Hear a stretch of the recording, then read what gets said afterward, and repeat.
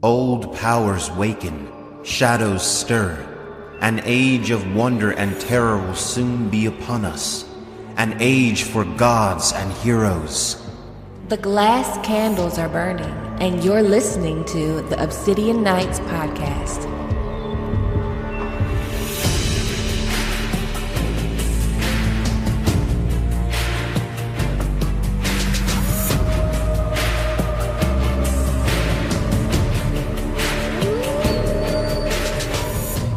Hello, my sweet summer children. I'm back with the juice to get you through the long night. And on today's episode of Obsidian Nights podcast, where we go through A Song of Ice and Fire chapter by chapter, I am covering Tyrion 7, and I am joined by NoelNovels. Noel, would you like to tell the people a little about yourself and where they can find you?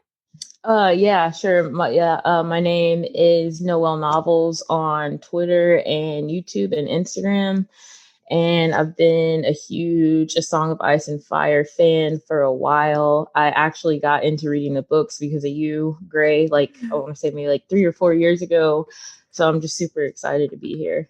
Aren't the books so worth it though? Yes, they're 20 million times better. And just so you know, that's the highest compliment I can ever receive is that somebody read A Song of Ice and Fire because of me. Yeah. Yeah. It was definitely because of you. Well, you made my day with that. So we're going to be talking about Tyrion today. All of NoelNovels links will be in the description box. And if you want to sign up to do an episode of Obsidian Nights with me, all you have to do is hit up at Nim's Shadow on Twitter or Instagram, and she'll set you up. So today we're covering Tyrion. Tyrion is I love this chapter because it's our first real introduction to Tywin Lannister. Yeah. And he lives up to the hype. Mm-hmm. He just does. I like how Game of Thrones did that scene with him and Jaime, with him skinning the deer. They added a scene that wasn't from the books to introduce Tywin.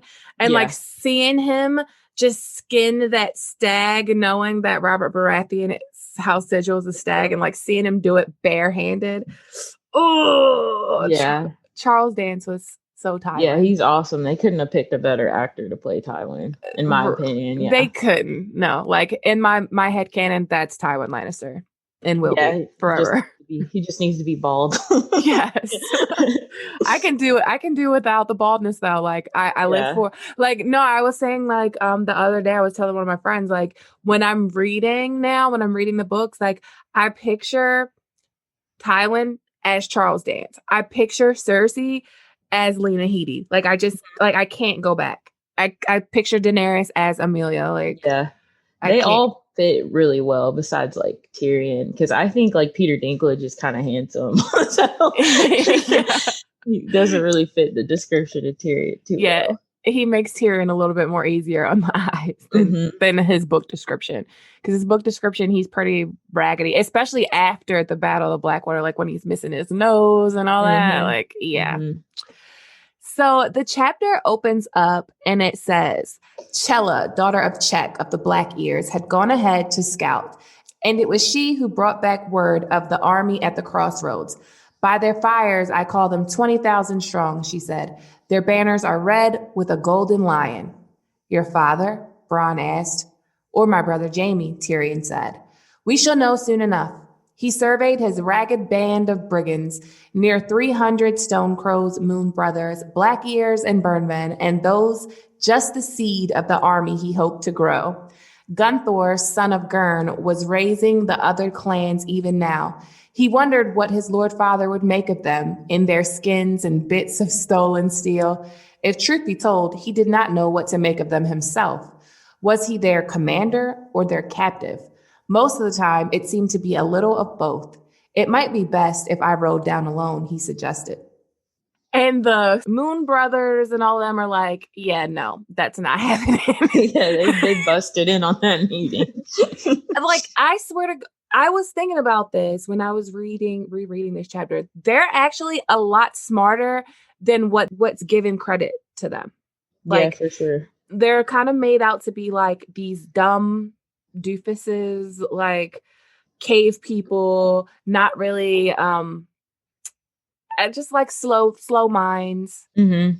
And it's like they're not actually because Tyrion could have went down there. Like, we know Tyrion, so we know Tyrion likely would have rewarded them. Like he said, he would have kept his word, but they weren't going to take the chance of Tyrion going down there and coming back with an army 20,000. Like, yeah, what are you going to do about it? And like double crossing them. Yeah. So they're not dumb. And also, like, we find out in this chapter that every one of the Stone Crows and Moon Brothers, like all of the Mountain Clans, they all get a say. Like when in their war meetings and stuff. Yeah. Like women get a say. Like women have rights in their war meetings. Like they all get a say. And I feel like that is a very progressive way of thinking.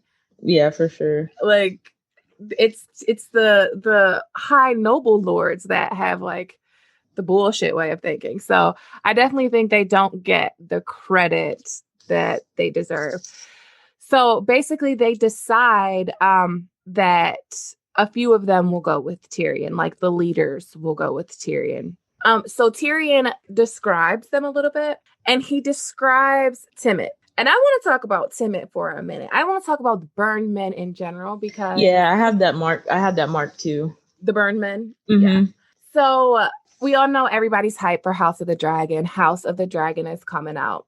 Yeah. And one of the big characters that we haven't really heard any casting news for yet is Nettles. And I definitely think that Nettles is this fire witch that they talk about. Oh, yeah. In the Mountains of the Vale. So they say that the last place that Nettles was seen was in a cave in the Vale with Sheepstealer. And then we have this whole tribe of men and women and children that worship fire, basically. It said in Fire and Blood that the burn men would give offerings to they had to go to the fire witch in her cave and take her offerings in order to be proved a man, in order to join manhood. Now, that would, like, I don't think Nettles is still alive. If Nettles is still alive, then she's like Ghost of High Heart, Melisandre. She'd be pretty old. Yeah. But she could be like a Melisandre character, which would be interesting. So I kind of think that the burn men definitely, like, they say that the burn men are an offshoot of the painted dogs that just started to worship this fire witch. And the only person that we know in the Vale that would be connected to fire is, of course, Nettles with her dragon, Sheepstealer. But it's like the description of Timett, like he's like a madman. Yeah, he burned out his left eye. Yeah. He says, every clan in the Mountains of the Moon feared the burn men, who mortified their flesh with fire to prove their courage. And others said roasted babies at their feasts. And even the other burned men feared Timett, who had put out his own left eye with a white hot knife when he reached the age of manhood. Tyrion gathered that it was more customary for a boy to burn off a nipple, a finger, or if he was truly brave or truly mad, an ear. Timett's fellow burn men were so awed by his choice of an eye that they promptly named him a Red Hand, which seemed to be some sort of war chief. So, like, Timett, crazy. Yeah, this Bron's even scared of him, kind of. Right, but because he's putting out his eye, I feel like Nettles and Sheepstealer are gone. They're not there anymore. Because if they were there, they could take Nettles and Sheepstealer offerings. Like, that's if this theory is true. They could take them offerings and they wouldn't have to do all this cutting, burning ears, burning eyes, poking out eyes, all this shit. They would have to it even says they like sacrifice babies, which I thought was like crazy. Weird.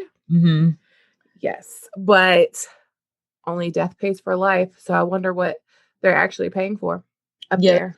I didn't know, like, because I know like the mountain clans are also like closely tied to like the First Men and stuff. So I didn't know if there is a connection to the burned men and Craster. Yeah, that's what I was thinking. I will die.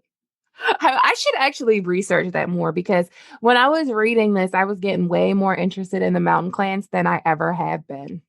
Yeah, I opened up like the World of Ice and Fire book. I was like reading their whole little section in there and about the Vale and stuff.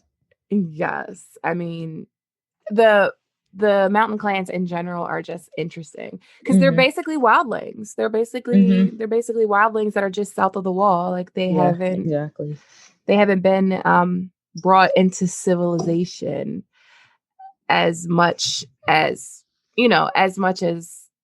more, I would say more than the ones north of the wall, like more than like Tormund and all that bunch, but not that much more. You know what I mean? Because they're kind of isolated. Yeah. So Tyrion goes down to talk to Tywin. And I swear to God, I know it's like problematic, but I love Tywin. No, I do too. I do a lot. And I was just thinking about that actually earlier today. I was like, you really love Tywin. I was like, that's probably not good. Right. Probably not that great. I mean, to be honest, like, I don't love the things that he does. Like, of course, I don't approve of somebody killing children like the way he did Rhaenys and Aegon. But at the same time, like, if I was a king, I would want him to be my hand. Yeah, because he's a savage. Like he's so unapologetic, and he like does what needs to be done. Yeah, he does, and it's like Tyrion is just like him. Yes, he's just more cunning. Like I wouldn't even say more cunning. He's more smooth with it. So like Tyrion will do some savage shit, but it's Tyrion, so it's like, oh, he had to do it. Tywin will do some savage shit, and it's like, he's just a savage. Anyway, he was always going to do some savage shit. Like, but for Tyrion, I feel like it's a little different. But I feel like when you're looking at this story, Tyrion is the most like Tywin, and that's why I hate the Tyrion Targaryen theory, because for me, it ruins the dynamic between Tyrion and Tywin. Yeah, I think it kind of like lessens it, kind of like it like cheapens it to me. Yeah, it's same. Like, yeah, duh. It's like obvious he would hate him if he didn't really think that he was his kid. Yeah, so I like the fact that he is your kid. And I love that Jenna Lannister in A Feast for Crows tells Jaime, like, you're not Tywin's son. Tyrion is Tywin's son. And she's not saying it like, oh, Jaime, you're a bastard. She's saying it like Tyrion is just like Tywin. Okay, so when we get introduced to Tywin, Tyrion says, Tywin Lannister, Lord of Casterly Rock and Warden of the West, was in his middle 50s, yet hard as a man of 20, even seated. He was tall with long legs, broad shoulders, a flat stomach. His thin arms were corded with muscles. When his once thick golden hair had begun to recede, he had commanded his barber to shave his head. Lord Tywin did not believe in half measures. He razored his lips and chin as well, but kept his side whiskers, two great thickets of worry golden hair that covered most of his cheeks from ear to jaw. His eyes were a pale green, flecked with gold. A fool more foolish than most had once jested that even Lord Tywin's shit was flecked with gold. Some said the man was still alive, deep in the bowels of Casterly Rock. Sir Kevin Lannister, his father's only surviving brother, was sharing a flagon of ale with Lord Tywin when Tyrion entered the common room. His uncle was portly and balding, with a close-cropped yellow beard that followed the line of his massive jaw. Sir Kevin saw him first. Tyrion, he said, surprised. Uncle, Tyrion said, bowing. And my lord father, what a pleasure to find you here. Lord Tywin did not stir from his chair, but he did give his dwarf son a long, searching look. I see the rumors of your demise were unfounded. Sorry to disappoint you, father, Tyrion said. No need to leap up and embrace me. I wouldn't want you to strain yourself. So I also want to say I also like Kevin Lannister. I really like House Lannister. Like, I'm not even going to lie. Yeah, I do too. Kevin Lannister proves his worth in dance. In dance, and he's proved it, you know, like he rides hard with his brother, like he's by his brother's side 100%. I would too, though. I'd be so scared. Yeah, if Tywin was my brother, if he jumped, I'd be like, how high, brother? Yeah. But I think it's interesting when Tyrion is like, sorry to disappoint you. No need to leap up and embrace me. But Tyrion probably wanted that. Like Tyrion puts on a front, but Tyrion wants to be accepted by his family. Yeah. Like everything he does is to be accepted by his family. And all the drinking and whoring that he does is because he realizes he can't be accepted by them. So he might as well do whatever the fuck he wants anyway. Because no matter what he does, he's not accepted by them. He's not accepted by them when he's handed the king. Which, I mean, he saved them, during Blackwater. A lot. I know some of it was Cersei too, but most of it was him. And how did they repay him? Exactly. But do you think they hate him like because he's a dwarf, or because like he killed, like when his mother was giving birth to him, like she died? Or do you think it's like a mix of both? I think Cersei hates him because he's a dwarf and because his mother died. Because he killed. So I think it's both. Mm-hmm. For Tywin, I think it's because he's a dwarf. Like, I know, like, they say that Tywin loved Lady Joanna, but I don't know if that's what it is. I think it is more so that he's a dwarf, because Tywin is like this perfectionist that can't stand people laughing at him. Mm-hmm. So to have like a son that is a dwarf, and in Westeros, like a dwarf is usually going to be like a fool. Mm-hmm. Is going to usually caper for the royals, like Mushroom and Shroom, yes. and Moon Boy, and you know what I mean. So for like all the dwarves that were at Joffrey's wedding, and then like Penny, like they're used to being like the joke. Yeah. So for Tywin to have a son that is literally a walking joke, I feel also he's the one that's more like Tywin than Jaime. Yeah. It's like he's a dwarf version of Tywin, and I feel like that's also what makes him like hate him so much. Mm-hmm. Because he sees so much of himself in Tyrion.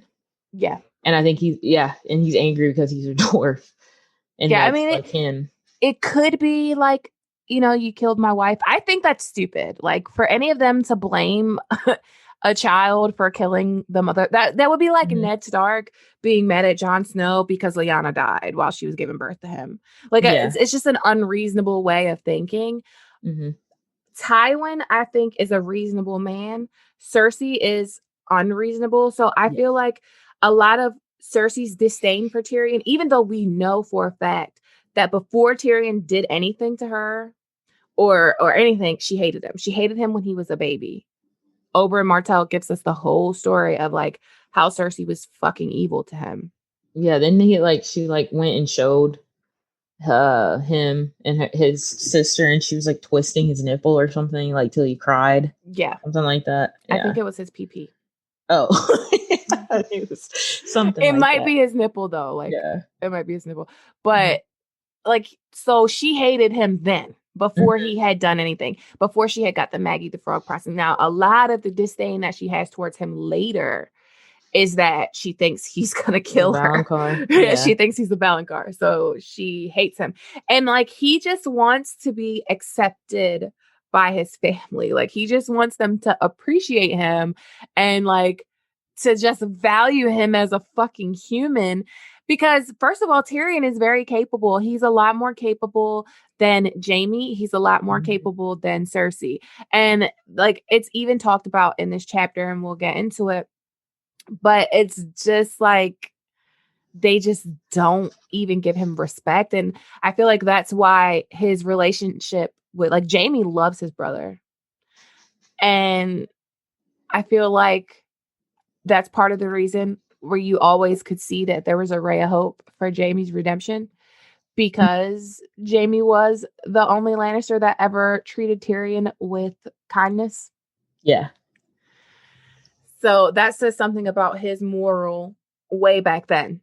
Even when they'll reconcile. I know this is getting so off topic. Him and Jaime and Tyrion. I don't know. Yeah. I don't know. Like, I doubt it. I doubt it's going to be like a thing. Like right now, Tyrion fucking hates Jaime. Yeah, Like, because Tysha really loved Tyrion, and he, associates that with Jaime. He knew all along. I do think that something is going to happen to reunite all three siblings. Mm-hmm. And I'm very interested to see exactly how that's going to unfold. But it's going to take a lot. Like, I feel like Tyrion has a long way to go because I don't feel like he's going to stay dark Tyrion. Like right now in A Dance with Dragons, Tyrion is super dark. Mm-hmm. But he has that dream where like he's fighting and he's like dragons are flying over him. It's when he's with Illyrio and they're traveling through Andalos, going to meet with John Connington and Young Griff. And he says like he's fighting and he has two heads and one of his heads is crying.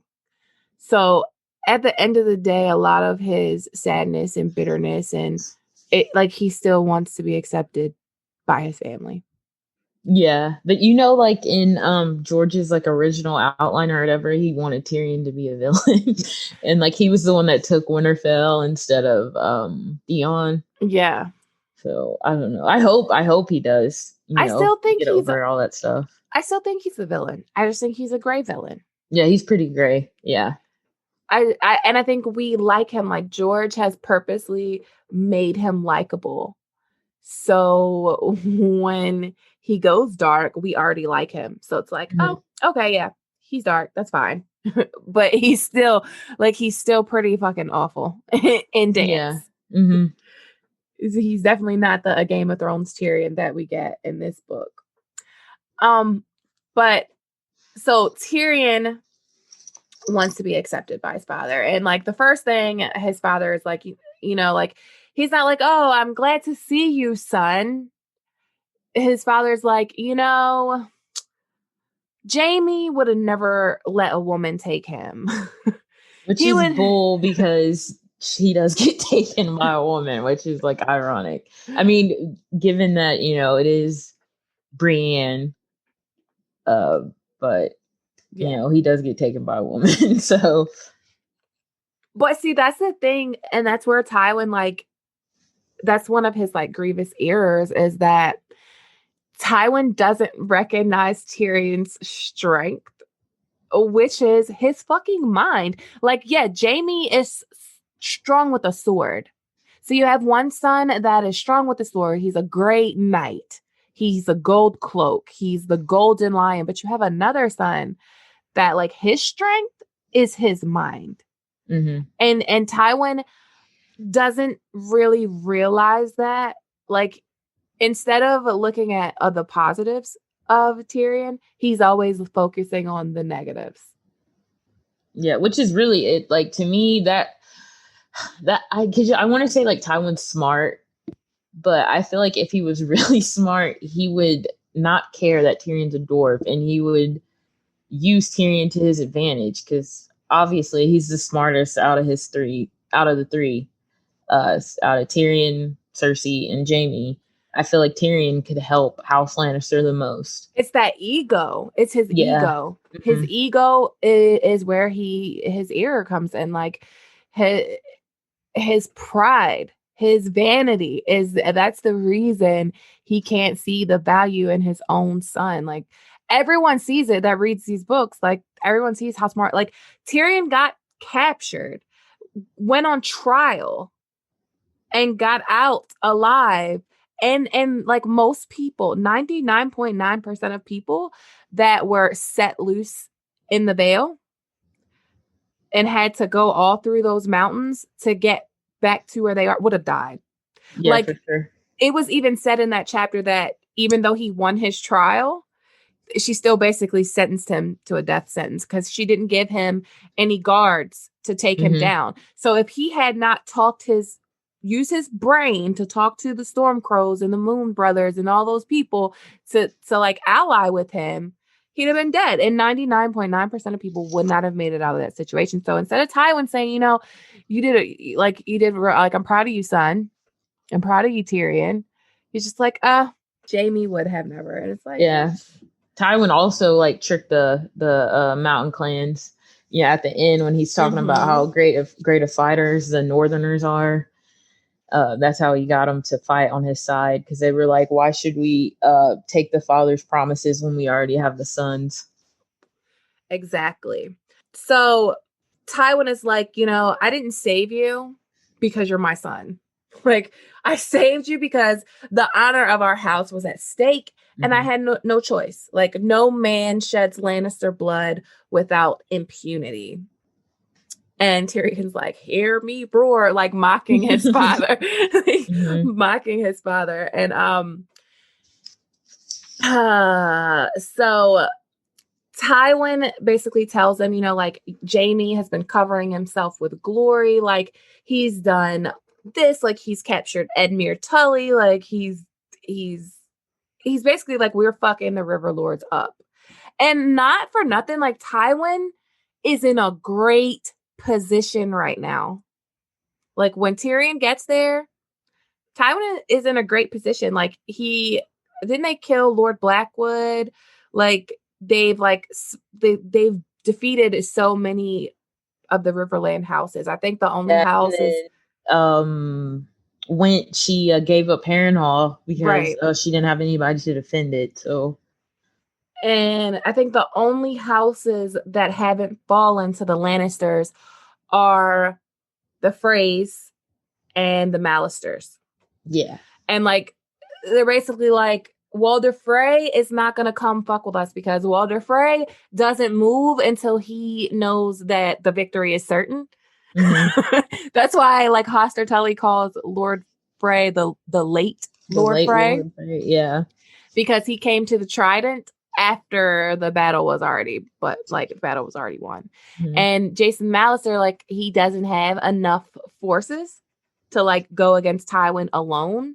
So Tywin is in a good place. And he's like, the only real threats are the Starks or the Arryns. And Tyrion's like, well, you don't have to worry about the Arryns, because they're fucking leaders, nuts. Yeah. I mean, Lysa could have ended this war. Oh, gosh, she would have joined them off so much. Yeah. She would have joined them.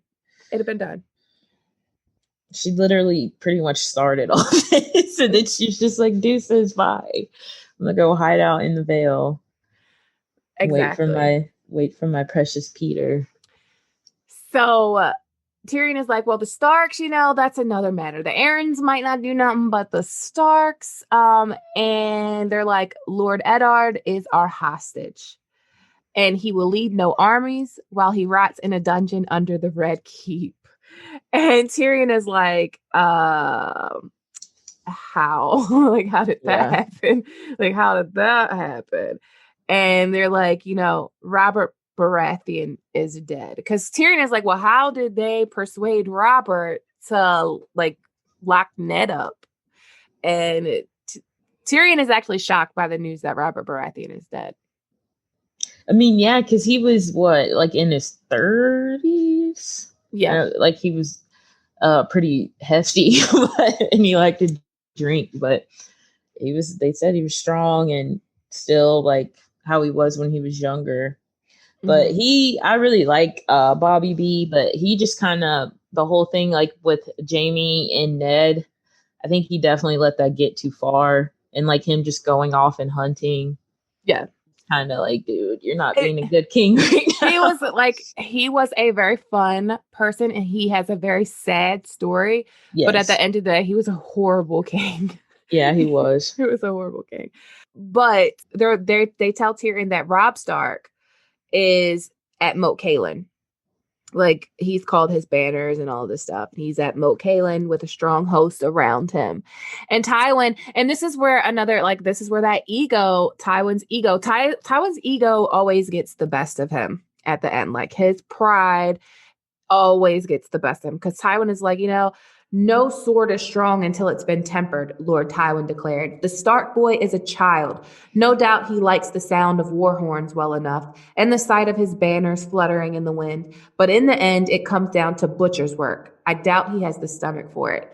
And that's one of my favorite quotes by Tywin, because that is what war is. Like, war is straight up butchery. Yeah, especially back then. It's savagery. You have to be savage. And I feel like Tywin always had the upper hand because he was smart, but also because he wasn't afraid to be savage. He had the stomach for the worst kind of shit. Like what he did to the Rains and the Castamirs, or not the Rains and the Rains and the Castamirs, the Tarbecks. What he did to the Tarbecks and the Castamirs was.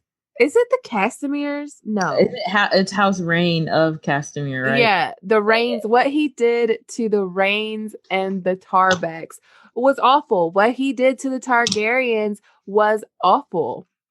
Like, a lot of people lay that at Robert's feet. Like, Robert killed Targaryen children. No, it was Tywin. Tywin had the stomach for that shit. Isn't that how he kind of like proved to Robert that he was like on his side? Yeah, he basically says, like, you know, I had to do it. Like, the war was already won, and we came late to Robert's cause. Like, we had to show him our loyalty. We had to show him our loyalty. So he killed children, or he says he never gave that order. He gave that order. Yeah, because there's no way Sir Gregor would just. I know he's crazy, but he's not that crazy. You killing Targaryen, Rhaegar's kids. Just, off the handle, just doing it with no reason or cause. He would never do that without Tywin telling him to. See, Tywin is in such a great place. Like, if you just were reading this chapter and you had no idea what was going on, you would be sure that Tywin's about to have a victory because he's unopposed. Like, right now, he's unopposed in the Riverlands. They're basically destroying shit. Like we said, there's only 2 Riverlands houses, like major houses, that are still standing. They have Ned Stark in prison. Robb Stark is a child. Tywin is underestimating him. But it is this feeling that he has of sure victory that gets him fucked up. Yeah, well, they have Edmure, and it's not like Edmure was very smart to begin with. Right. So they tell Tyrion, that Joffrey's ruling, and Tyrion's like, you mean Cersei is ruling in place of Robert. And they kind of tell him, they're just telling him like what's going on in the Red Fork, and like how people are fighting back. And he tells them about I think he tells them about Beric Dondarrion. It says Tyrion, the fat priest. Yeah. It says Tyrion wiped his mouth with the back of his hand and smiled. Father, it warms my heart to think you might entrust me with 20 men, 50? Are you sure you can spare so many? Well, no matter. If I should come across Thoros or Lord Beric, I shall spank them both. He climbed down from his chair and waddled to the sideboard where a wheel of veined white cheese sat surrounded by fruit. First, though, I have some promises of my own to keep, he said as he sliced off a wedge. I shall require 3,000 helms and as many hauberks, plus swords, pikes, steel spearheads, maces, battle axes, gauntlets, gorgets, greaves, breastplates, wagons to carry all this. The door behind him opened with a crash so violently that Tyrion almost dropped his cheese. Sir Kevin leapt up, swearing as the captain of the guard went flying across the room to smash against the hearth. As he tumbled down into the cold ashes, his lion helm askew, Shagga snapped the man's sword in two over a knee thick as a tree trunk, threw down the pieces, and lumbered into the common room. He was preceded by his stench, riper than cheese and overpowering in the closed space. Little red cape, he snarled, when next you bear steel on Shagga, son of Dolph, I will chop off your manhood and roast it in the fire. And is that not an entrance? The entrance that he made, the first impression he made, savage. Yeah, and it says Tywin didn't even flinch. Tywin's just But Tywin never showed emotion or facial expressions. It seemed like he was always this steel curtain, and you just had to figure out and Tyrion had him down. Tyrion knew when he was amused even though he never smiled. So Tywin is like, Tyrion, have you forgotten your courtesies? Tell us who our honored guests are. And Tyrion starts introducing them.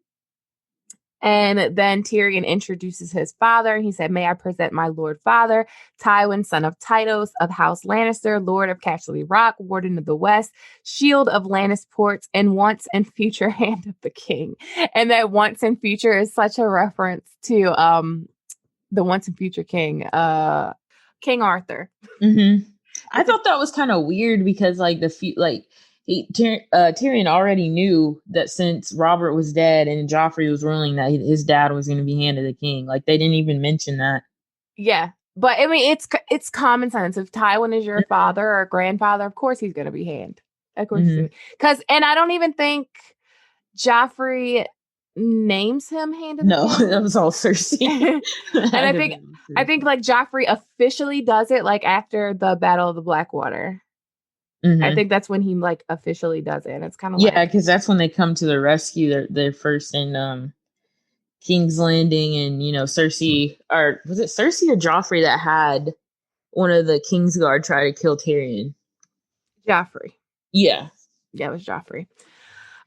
So basically Tywin gets up and he's all dignified and shit. And he's like, "Even in the West, we know the prowess of the warrior clans of the Mountains of the Moon. What brings you down from your strongholds, my lords?" And Shagga's like, "Horses." And Timot's like, "Silk and steel." And Tyrion is about to, it says Tyrion was about to tell his lord father how he proposed to reduce the Vale of Air into a smoking wasteland, but he was never given the chance. The door banged open again. The messenger gave Tyrion's clansman a quick, queer look as he dropped to one knee before Lord Tywin. "My lord," he said, "Sir Adam bid me tell you that the Stark host is moving down the causeway." Lord Tywin Lannister did not smile. Lord Tywin never smiled, but Tyrion had learned to read his father's pleasures all the same, and it was there on his face. "So the wolfling is leaving his den to play among the lions," he said in a voice of quiet satisfaction. "Splendid. Return to Sir Adam and tell him to fall back. He is not to engage the Northerners until we arrive, but I want him to harass their flanks and draw them farther south." "It will be as you command." The rider took his leave. So Kevin is like, we're situated here. We're close to the ford. We have pits and spikes. If they are coming south, I say let them come and break themselves against us.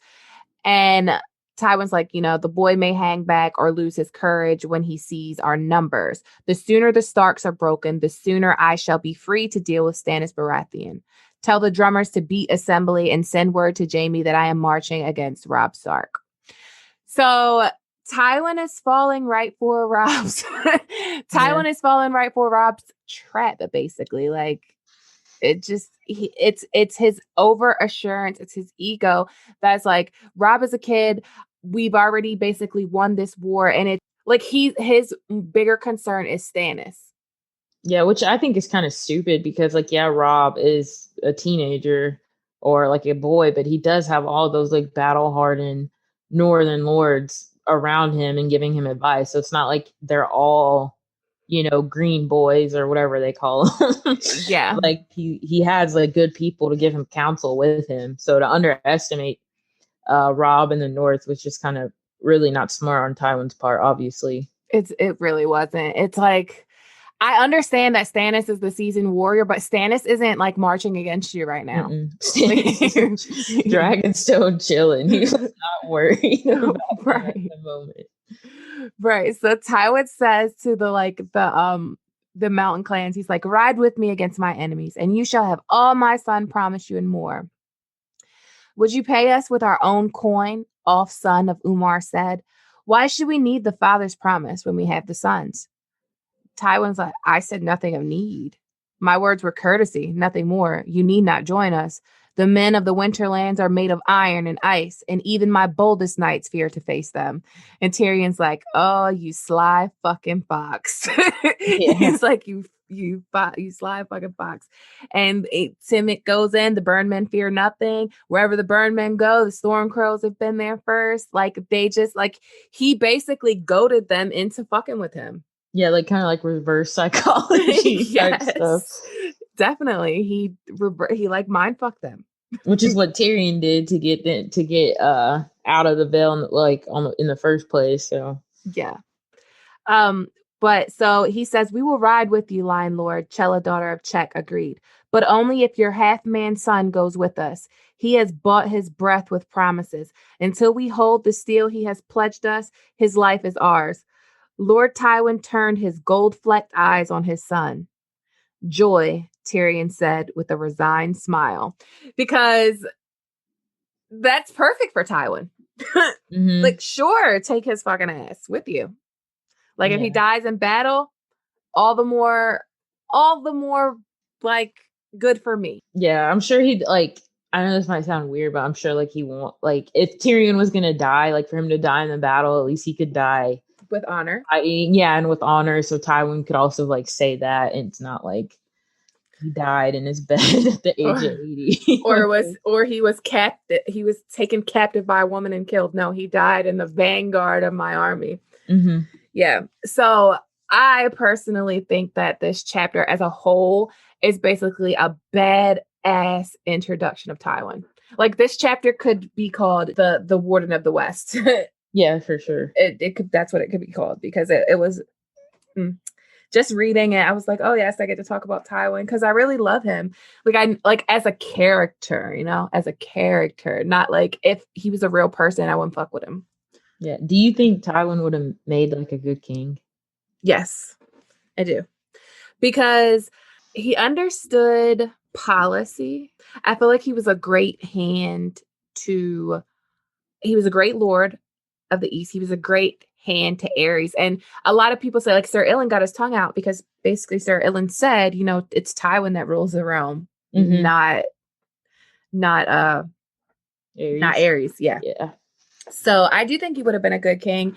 And, like, I feel like ends justify the means person is what Tywin is.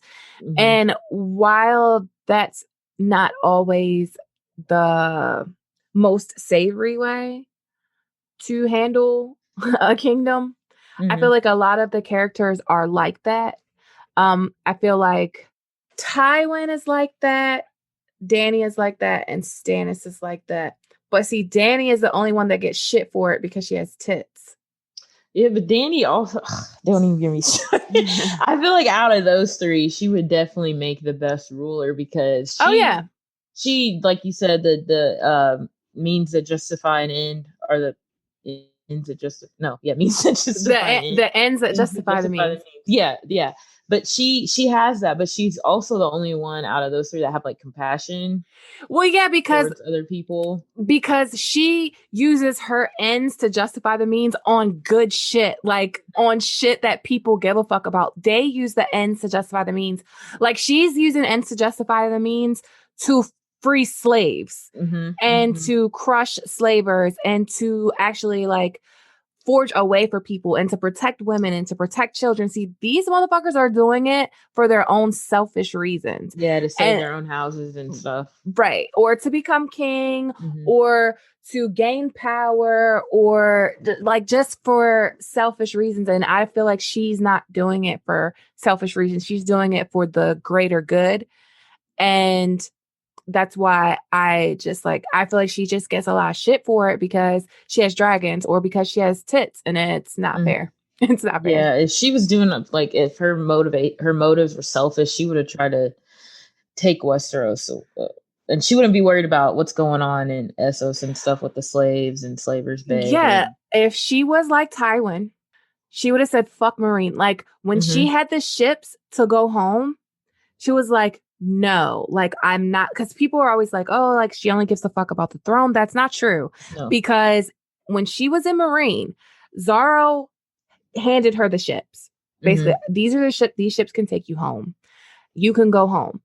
And she wanted to go home. And it's not because she wanted the throne. She says the dreams of home had blinded her.